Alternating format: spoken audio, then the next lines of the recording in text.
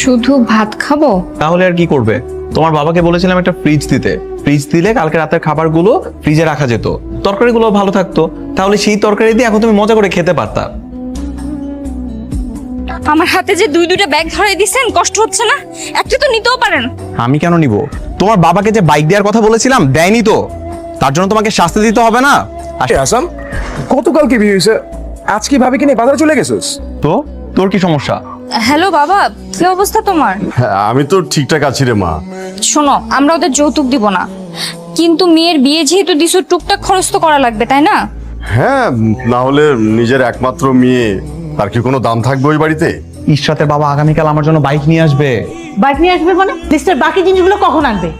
ওর বাবা তো চলে যাচ্ছে না, মেয়ে তো আমাদের কাছে আছেই, নিয়ে নিব পরে।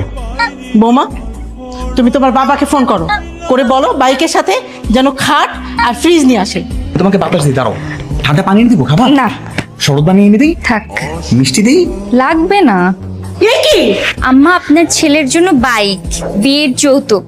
এটা কোনো বাইক হইলো? এটা কি কোনো অ্যাঙ্গেল থেকে বাইক মনে হয়? এই আম্মা, তুমি কি পাগল হয়ে গেছো? ও আমার বিয়ে করা বউ, যৌতুক দেয় না মানলাম, কিন্তু তার জন্য কি আমরা ওকে আগুনে পুড়িয়ে মারবো? ছাড় তুই। কি হয়েছে?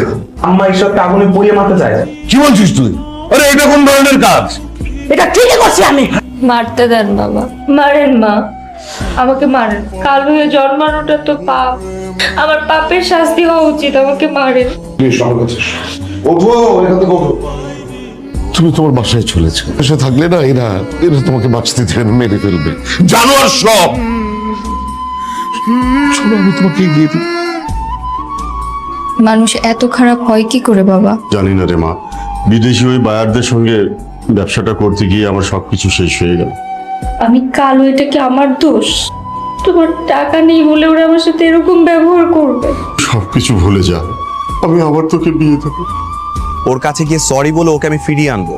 তোর কি মনে হয় তোর দিকে মুখ তুলে তাকাবে? তুই আর তোর মা যে বিয়ে করছিস ওর সাথে, এরপর কি মুখ তুলে তাকাবে তোর দিকে? ভালোবাসা সবার জীবনে থাকে না বাবা, ভালোবাসা পেতে হলে সেরকম ভাগ্যও থাকা লাগে। আমি তোমাকে বাড়ি ফিরিয়ে নিয়ে যেতে এসেছি। কেন? আগুনি পুড়ে মারবার জন্য? প্লিজ, তুমি এসব কথা বলে আমাকে লজ্জা দিও না। দেখো, আমার তখন মাথা ঠিক ছিল না। এখন মাথা ঠিক হয়ে গেছে? হ্যাঁ। আমি আপনার সাথে যাব না। প্লিজ প্লিজ প্লিজ, তুমি একটু আমার কথাটা শোনো। ইশরাত, একটু বোঝার চেষ্টা করো। আমি আমার আম্মার প্ররোচনায় পড়ে এই ধরনের কাজগুলো করেছি। আমি কখনো এরকম ছেলে ছিলাম না। আমার কোনো যৌতুক কিচ্ছু লাগবে না। তুমি আমার সাথে চলো প্লিজ। আমি তোমাকে আগলে রাখবো, আর কখনো কোনো কষ্ট হতে দিব না। আপনাকে বিশ্বাস করব কিভাবে? ভালোবেসে।